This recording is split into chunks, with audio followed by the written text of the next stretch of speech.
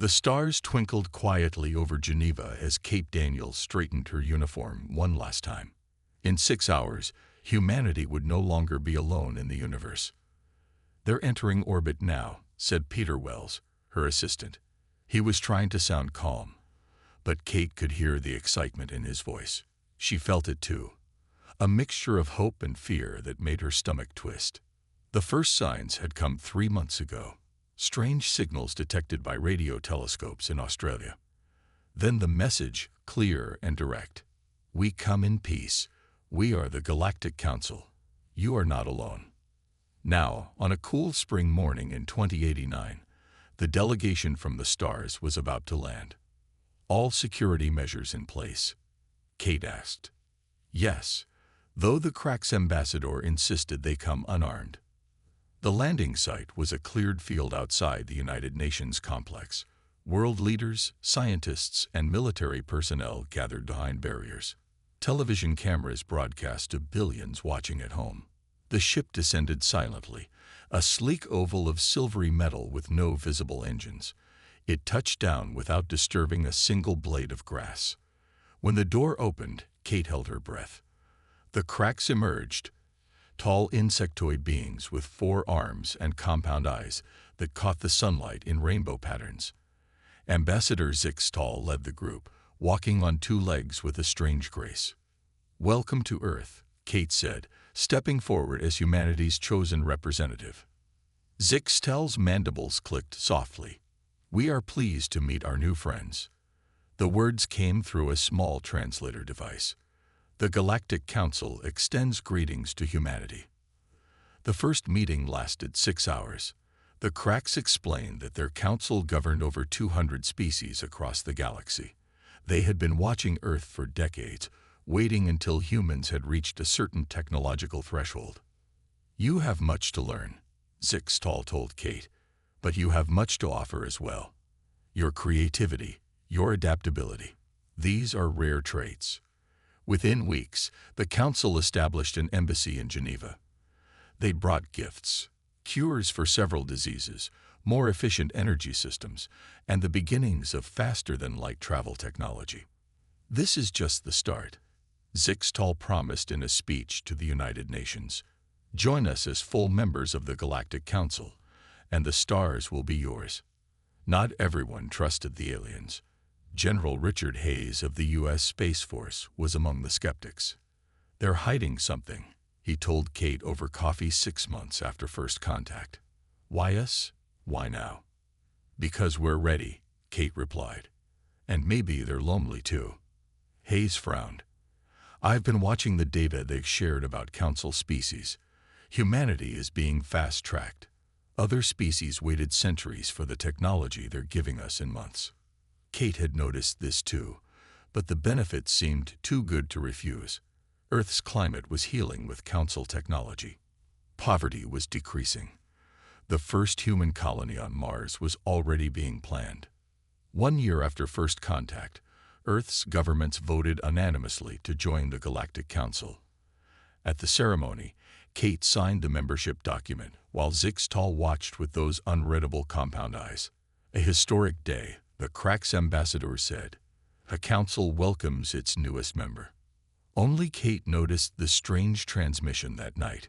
She was working late in her office when her computer briefly displayed a message not meant for her, a communication between Zixtal and someone called High Commander Vrex. "Human integration proceeding as planned. Their military potential exceeds projections. Phase 2 can begin." When she tried to access it again, the message was gone. Kate told herself it was probably nothing important. A standard report, perhaps. But as she looked out her window at the Cracks embassy glowing under Earth's moon, a small doubt took root in her mind. Humanity had reached for the stars and found friends. At least, that's what everyone believed. 20 years had passed since Earth joined the Galactic Council. The changes were everywhere. Gleaming towers of alien design reached toward the sky in every major city. Ships traveled between Earth and its colonies in days instead of months.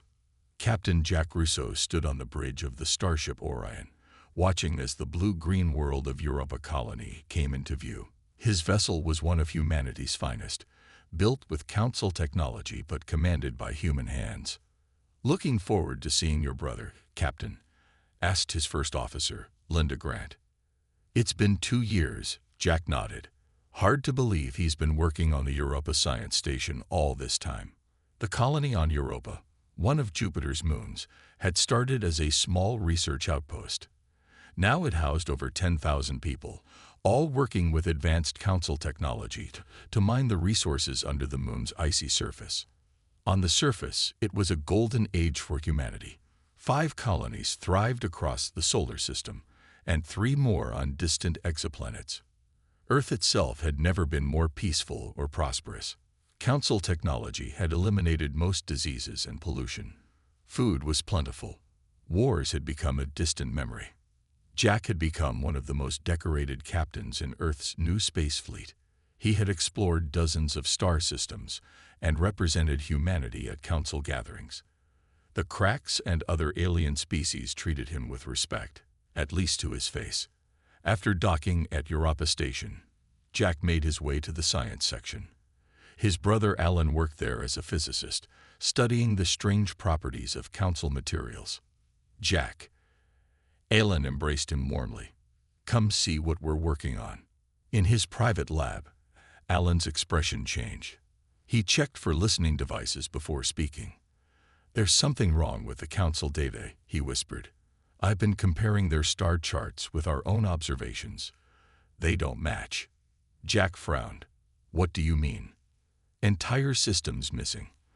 Others added that don't exist. And that's not all." Alan showed him files from Dr. Olivia Martinez, Earth's leading xenobiologist. She had compiled reports of strange events: human ships disappearing near the galaxy's edge, colonies receiving unexpected inspections from council military vessels, advanced human technology being collected for safety evaluations and never returned.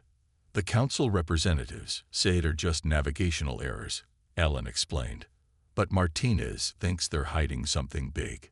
Back on Earth, Olivia Martinez was finding more evidence.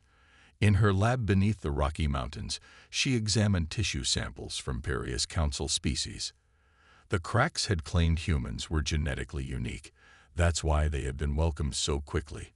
But her research showed otherwise. "We're being shaped," she told her assistant. "Look at these genetic markers. The council has been subtly changing us. Our reflexes, our aggression responses, they're optimizing us for something." That night, a fire broke out in her lab. All her samples were destroyed. The council called it an accident. On the Cracks' homeworld, Ambassador Zixtal met with the High Council. Their true meeting chamber was hidden deep underground, away from prying eyes. "The humans progress faster than expected," Zixtal reported. "Their military capabilities have grown exponentially." "Are they still unaware of their purpose?" asked Elder Cracks Vaccinor. "They suspect nothing. They believe we share technology out of friendship." "Good. The Void Dominion grows stronger each cycle. We need the humans ready when the conflict reaches our space." "What of their questions about the missing ships?" "Continue the deception. Those humans are already being conditioned in our deep facilities. When the time comes, they will form the first wave against the Dominion forces." Back on his ship, Jack Rousseau received an encrypted message from Martinez. It contained only coordinates and 3 words: "Find the truth." The coordinates pointed to a location beyond Pluto, in the distant Kuiper Belt. Jack stared at the star map, weighing his duty against his growing suspicions. Something was hidden out there in the darkness beyond Neptune. Something the council didn't want humans to find. Jack Rousseau's ship approached the coordinates in the Kuiper Belt with minimal power. He had told his crew they were on a routine patrol, but Linda Grant knew better. "Captain, we're detecting a structure," she said, pointing to the scanner. Floating among the icy bodies beyond Neptune was a small station. No lights, no signals. It looked abandoned. "Prepare a shuttle," Jack ordered. "Small team only." Inside the station, they found Olivia Martinez waiting. Her face was thin and tired, but her eyes burned with purpose. "You came," she said simply. "I wasn't sure you would. Your message was hard to ignore. What is this place?" "A listening post, built in secret by people who share my concerns." She led them to a central room filled with monitoring equipment. "We've been intercepting council communications. What we found." She paused. "It changes everything." Martinez showed them recorded messages between council members. In their private communications, the aliens spoke of humans very differently than in public. "Excellent combat potential," said one Cracks commander. "Their aggression and adaptability make them perfect frontline soldiers." "The modifications proceed as planned," said another. "Within 1 generation, they will be ready for deployment against the void zones." Jack felt cold. "They're turning us into weapons." "Exactly," Martinez nodded. "The Council faces a threat they call the Void Dominion.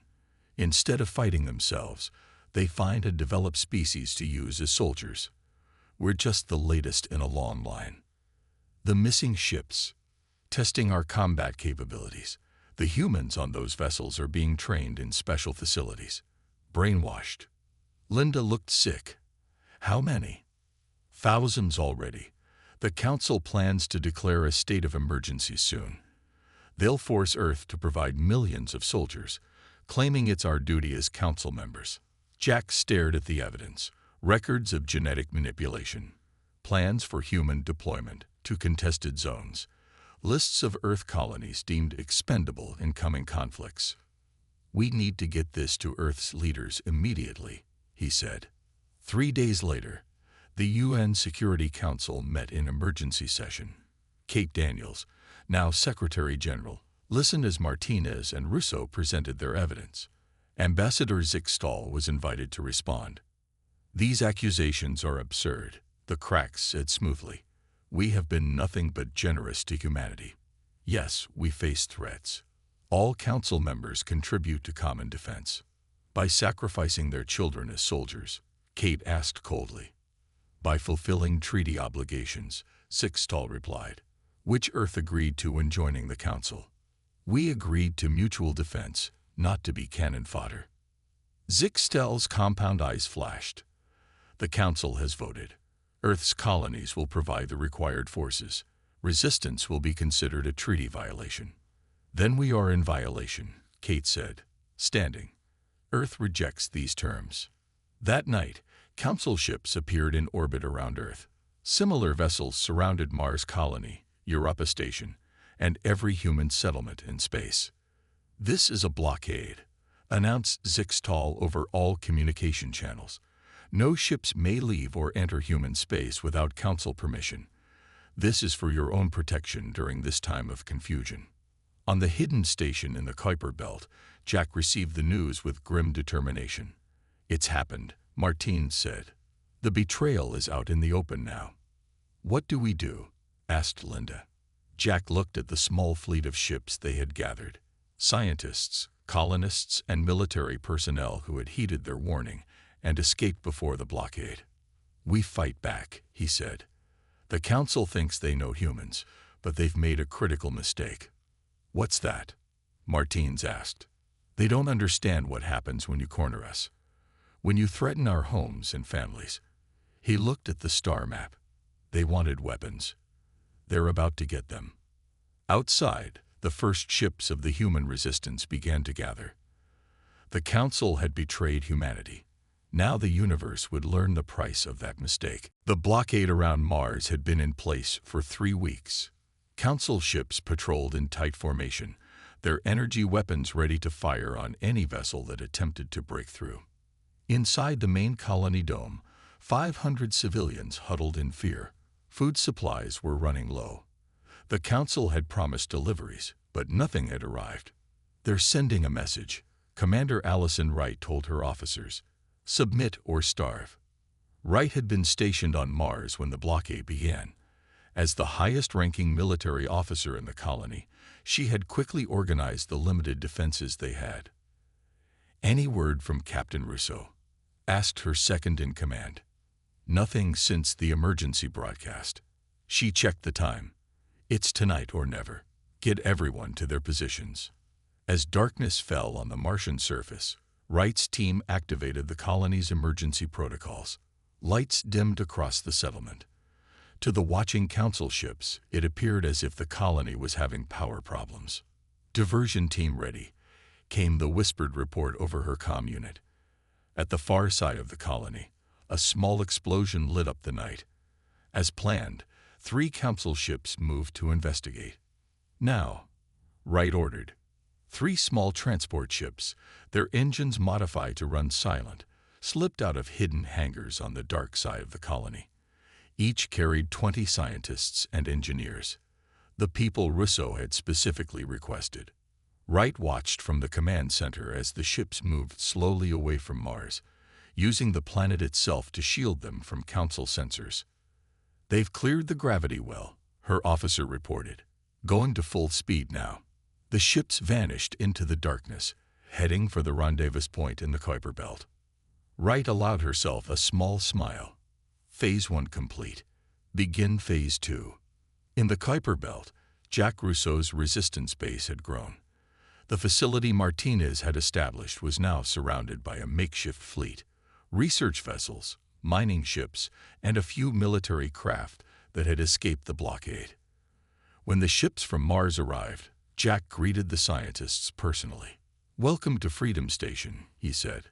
"We have work to do." Dr. Martinez had assembled a remarkable team, experts in council technology, weapons specialists, and engineers from across the human colonies. Together, they began to analyze the council's weaknesses. "Their ships rely on Centhium for power," explained Dr. Ben Warren, a physicist from Europa. "It's an element rare in our part of the galaxy." "Can we track it?" Jack asked. "Better than that. We can disrupt it." While the scientists worked, Commander Wright led the first strikes against the Council blockade. Small, fast ships hit Council supply lines and then disappeared before reinforcements could arrive. "We can't beat them in direct combat," she told her pilots, "but we can bleed them slowly." On Earth, the situation was growing dire. Council peacekeeping forces had landed in major cities. Humans who resisted were taken away for re-education. Kate Daniels had gone underground, leading a resistance network from hidden locations. Her agents smuggled information to Russo's base and sabotaged Council operations when possible.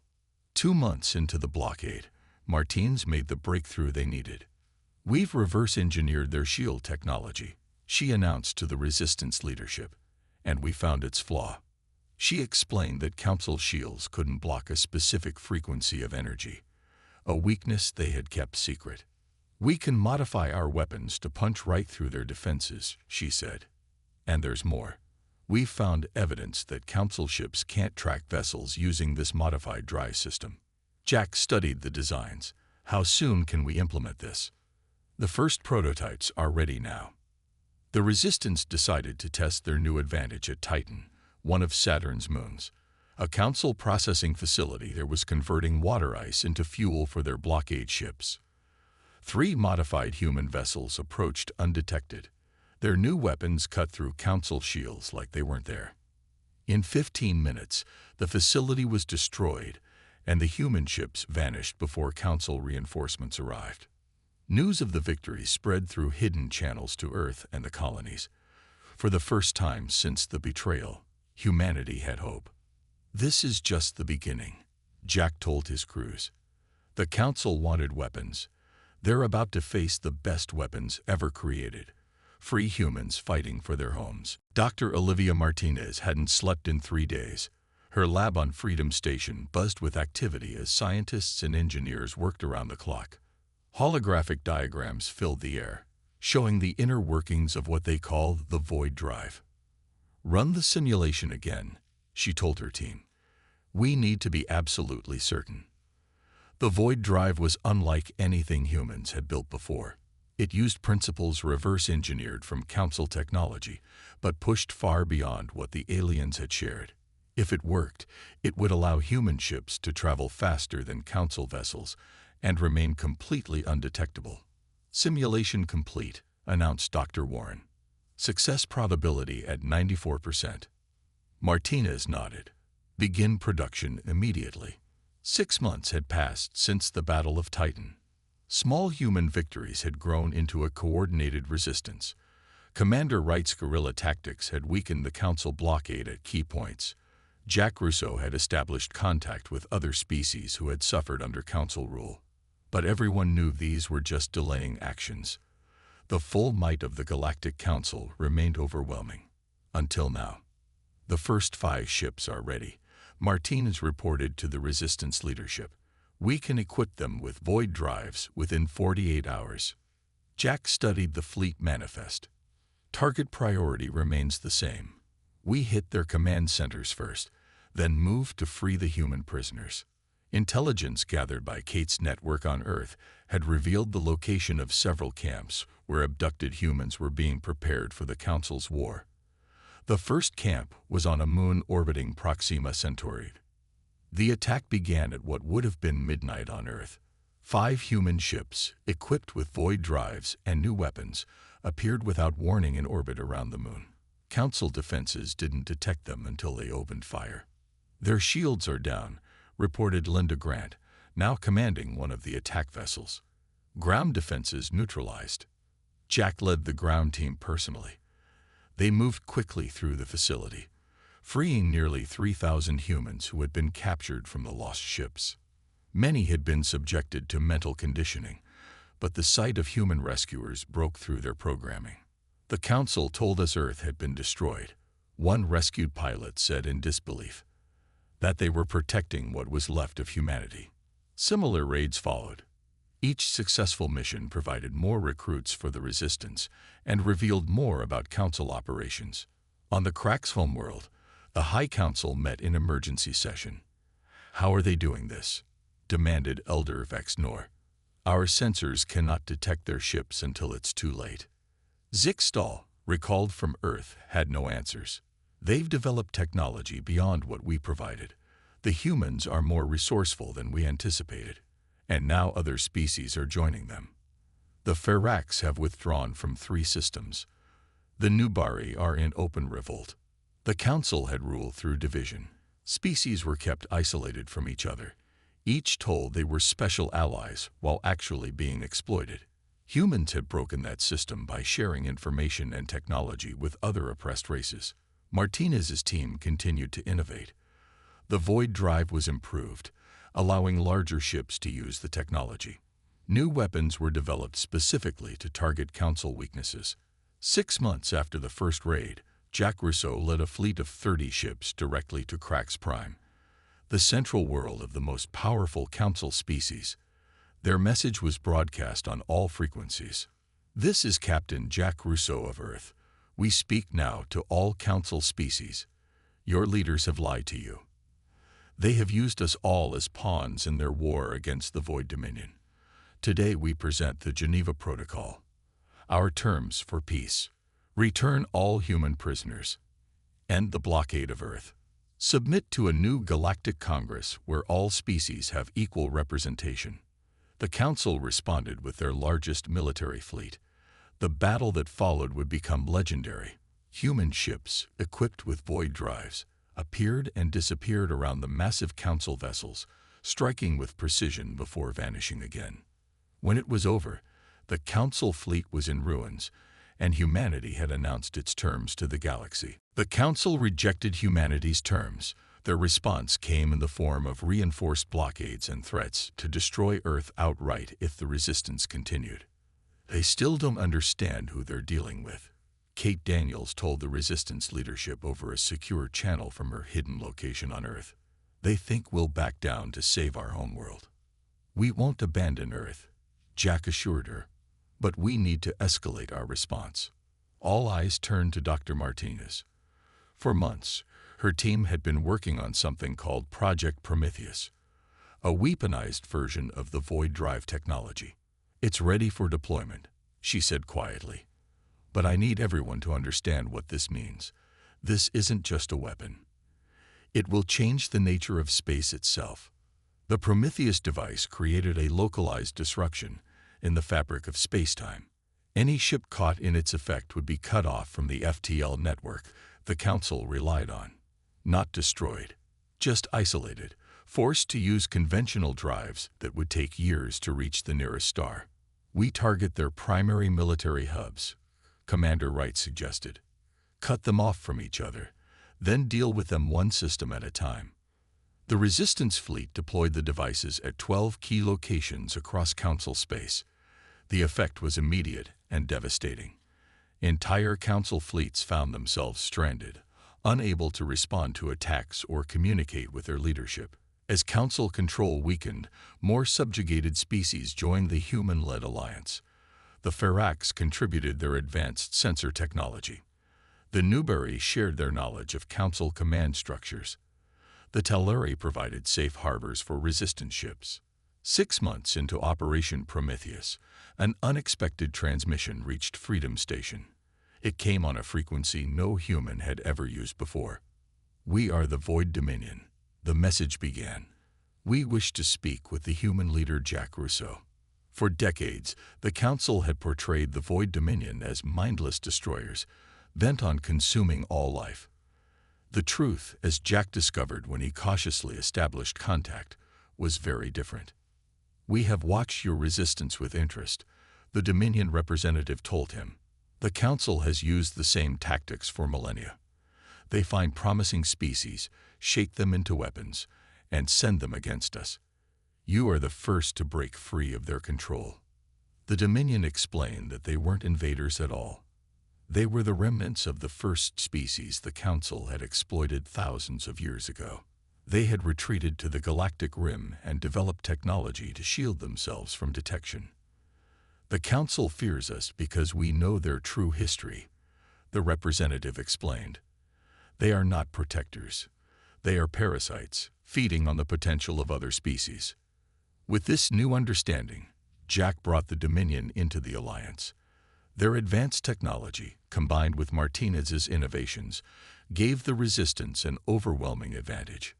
On Freedom Station, Martinez stood before the holographic map of the galaxy. Red markers showed systems where Prometheus devices had been activated. Blue showed liberated worlds. Green represented new Alliance members. "There's only one place left," she said, pointing to a system that appeared empty on Council maps. Their true capital. Intelligence from the Dominion had revealed the Council's greatest secret. While they maintained visible capitals on member worlds, their actual leadership operated from a hidden system, erased from all official records. "How do we find it?" asked Jack. "We already have." Martinez smiled. "The Void Drive can detect the distortions they use to hide the system. We can go straight to them." The Alliance prepared for the final battle. Ships gathered from dozens of species, all united by the common experience of Council manipulation. Jack addressed the combined fleet before they departed. "Today we fight not just for Earth, not just for our individual species, but for a new galaxy. One where no Council decides who is worthy, who lives, and who dies. One where we all determine our own futures." The fleet activated their void drives, vanishing from normal space. Their destination, the hidden heart of the Council's power, where the architects of humanity's betrayal awaited. The hidden capital of the Galactic Council hung in space like a dark jewel. Massive structures orbited a red dwarf star, connected by glowing energy bridges. At the center floated a sphere of black metal, the Chamber of Elders, where the true rulers of the Council had manipulated galactic affairs for thousands of years. "They've detected us," Linda Grant reported from her tactical station. The Alliance fleet had emerged from void space in perfect formation, surrounding the system. "All ships, battle positions," Commander Wright ordered. Her voice was calm despite the moment's gravity. This would be the final confrontation. Council defense ships moved to intercept. They were the best the Council had, larger and more powerful than any they had committed before. But the Alliance was ready. "Remember the plan," Jack Rousseau told the fleet commanders. "The defense ships are just a distraction. Our primary target is the central sphere." The battle erupted across the system. Council weapons flashed against Alliance shields, but the combined technologies of dozens of species, enhanced by Martinez's innovations, held firm. On the command ship, Jack watched as Wright led the main assault. Her vessels punched through the outer defenses, creating a path toward the central sphere. "Now, Dr. Martinez," Jack ordered. From the science vessel under her command, Martinez activated a special version of the Prometheus device. Instead of cutting off FTL travel, this one created a temporary corridor through the Council's defensive shields. "We have our opening," Wright announced. "Strike team, move in." Jack led the boarding party himself. Using void drive technology adapted for personal transport, they materialized directly inside the Chamber of Elders. The council rulers were not what anyone expected. Ancient beings of various species sat in life support pods, some appearing hundreds of years old. At their center was a Krax elder so ancient its exoskeleton had turned white. "You should not be here," the elder said, its voice barely audible. "This is not how the cycle is meant to end." "The cycle is over," Jack replied. "Your game of turning species against each other stops today." Security forces rushed in, but Alliance soldiers held them back. The chamber was secured in minutes. "You understand nothing," hissed the elder. "The Void Dominion will destroy you all without our guidance." "We've spoken to the Dominion," Jack said. "We know the truth. They were your first victims, not your enemy." The elder's compound eyes widened. "Impossible." Outside, the battle turned decisively in the Alliance's favor. Council ships, realizing their leaders were captured, began to surrender. Jack transmitted to all Council worlds. "The war is over. The Council as you knew it has fallen. Each world will now choose representatives for a new governing body, the Galactic Concordat. All species will have equal voice. No more manipulation. No more secret agendas." The transition wasn't simple. Some Council loyalists fought on. Worlds that had benefited from Council rule resisted change. But within a year, the Concordat had established itself as the new galactic authority. Dr. Martinez was chosen as the first speaker of the Concordat. Her understanding of both human and alien technology made her uniquely qualified to lead. "Our first priority," she announced at the inaugural gathering, "is to heal the damage done by centuries of Council rule. Every species deserves to develop according to its own nature, not as weapons in someone else's war." The Void Dominion emerged from isolation to join the Concordat. Their advanced technology helped restore systems damaged by Prometheus devices. Jack Russo led the first diplomatic mission beyond the former Council space, establishing contact with species the Council had deemed unworthy of inclusion. Commander Wright oversaw the dismantling of military bases across former Council territory, converting them to research centers and trade hubs.